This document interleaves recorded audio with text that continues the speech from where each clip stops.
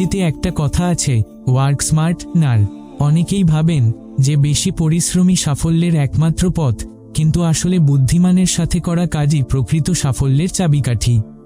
আজকের গল্প আমাদের শেখাবে কিভাবে পরিশ্রম এবং সঠিক পরিকল্পনার মাধ্যমে আমরা টাকাকে আমাদের জন্য কাজে লাগিয়ে আরও সফল হতে পারি। তাহলে চলুন এই অনুপ্রেরণামূলক গল্পটি শেষ পর্যন্ত দেখি। কিছুদিন আগের কথা, একটি ব্যস্ত গ্রামে রাসেল নামের এক যুবক বাস করত। 25 বছরের রাসেল তার দিনের বেশিরভাগ সময় স্থানীয় একটি মুদি দোকানে কাজ করে কাটাত। সে এই চাকরিতে গত 5 বছর ধরে কাজ করছিল এবং সময়ের সাথে সাথে সে তার কাজে ভালোই উন্নতি পেয়েছে। গত 3 বছর ধরে রাসেল ধারাবাহিকভাবে তার উপার্জন সঞ্চয় করছিল, তবে তার মনে হচ্ছিল যে তার টাকা খুব ধীরে ধীরে বাড়ছে।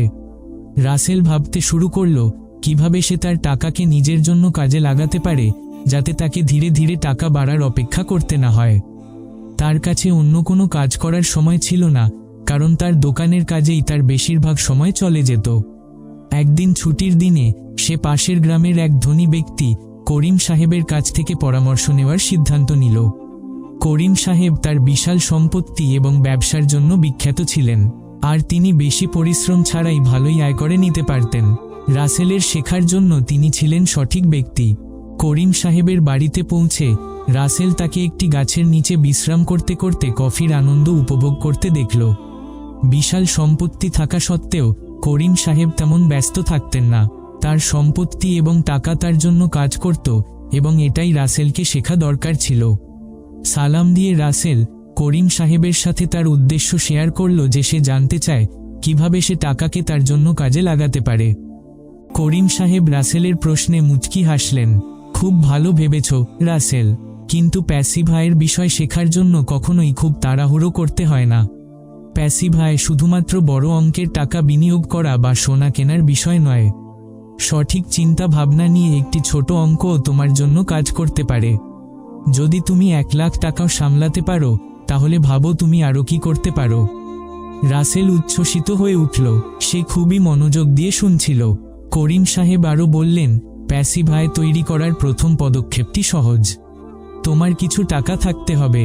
তোমার আয়ের থেকে যতটুকু সঞ্চয় করতে পারো তা সঞ্চয় করো। তবে যদি তুমি এখনই শুরু করো, তাহলে বিনিয়োগের জন্য ঋণ নেওয়া থেকে বিরত থাকো। এটি অনেক বেশি নিরাপদ যে ধীরে ধীরে সঞ্চয় করো, যদিও তা কম হয়। তুমি কি বিষয়টি বুঝতে পেরেছ রাসেল? রাসেল উত্তেজিত হয়ে মাথা নেড়ে বলল, হ্যাঁ সাহেব, আমি বুঝেছি। আর যখন আমার কিছু টাকা জমে যাবে, তখন আমাকে কি করতে হবে? করিম সাহেব রাসেলের আগ্রহ দেখে হালকা করে হেসে বললেন, শান্ত হও রাসেল। দ্বিতীয় পদক্ষেপ হলো ব্যয়বহুল জিনিস কিনতে তাড়াহুড়ো করা থেকে বিরত থাকো।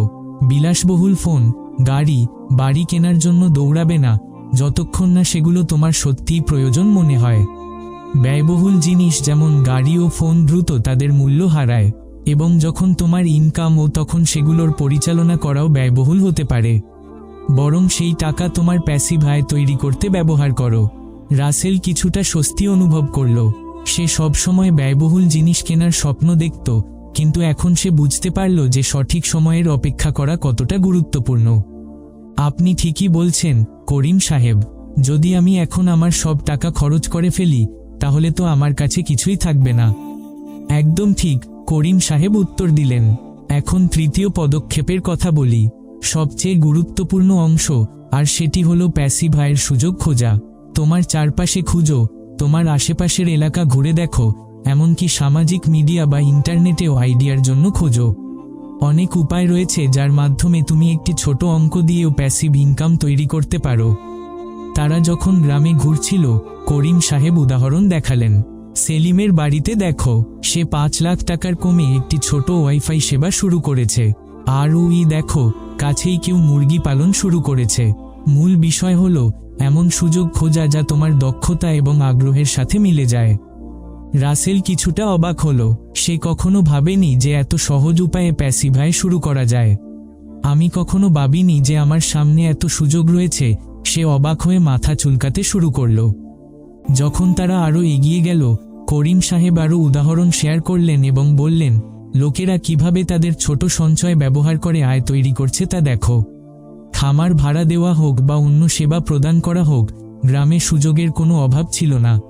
রাসেল, বিষয় হলো তোমার মনকে সম্ভাবনার জন্য খুলে দাও, শুরু যতই ছোট হোক না কেন। রাসেল সম্মত হয়ে মাথা নাড়ল।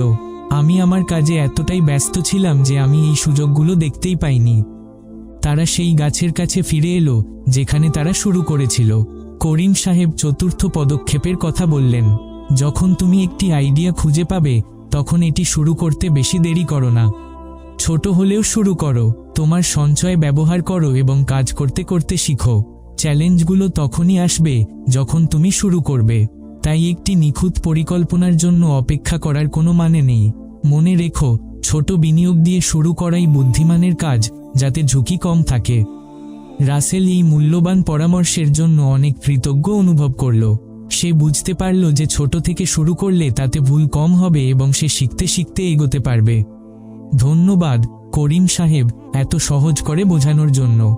এখন পঞ্চম পদক্ষেপের কথা বলি। করিম সাহেব বললেন, যখন তোমার প্যাসিভ আয় কাজ করতে শুরু করবে তখন ধীরে ধীরে তোমার বিনিয়োগ বাড়াও। তোমার মুনাফা ব্যবহার করে তোমার ব্যবসা ধীরে ধীরে, যেমন সেলিম তার ওয়াইফাই পরিষেবার এরিয়া বাড়িয়েছে। মূল বিষয় হলো পুনঃবিনিয়োগ করা এবং ধীরে ধীরে সম্প্রসারণ করা। এরপর কি? রাসেল জিজ্ঞাসা করল। ষষ্ঠ পদক্ষেপ হলো বৈচিত্র্য আনো। শুধুমাত্র একটি আয়ের উৎসের উপর নির্ভর করো না। যখন তোমার প্রথম প্যাসিভ আয়ের উৎস স্থিতিশীল হয়ে যাবে তখন আরেকটি প্যাসিভ আয়ের উৎস খোঁজা শুরু করার চেষ্টা করো। এতে তোমার ঝুঁকি কমে যাবে এবং তোমার মুনাফা সর্বাধিক হবে। আর হ্যাঁ, তোমার কঠোর পরিশ্রমের ফল উপভোগ করার জন্য তোমার আয়ের 50 ভাগের বেশি খরচ করো না। রাসেল আরও মোটিভেটেড হয়ে উঠল। সে বলল, হ্যাঁ, এটাও তো গুরুত্বপূর্ণ যে আমরা আমাদের কঠোর পরিশ্রমের ফল উপভোগ করি, তাই না? একদম, করিম সাহেব বললেন। এবং অবশেষে সপ্তম পদক্ষেপ, ধৈর্য ধরবে, নিয়মিত হবে আর নিজেকে মানিয়ে নিতে শিখবে। প্যাসিভ আয় তৈরি করতে সময় লাগে। যদি তুমি সাথে সাথে ফলাফল দেখতে না পাও তাহলে হতাশ হয় না। লেগে থাকো, শিখতে থাকো।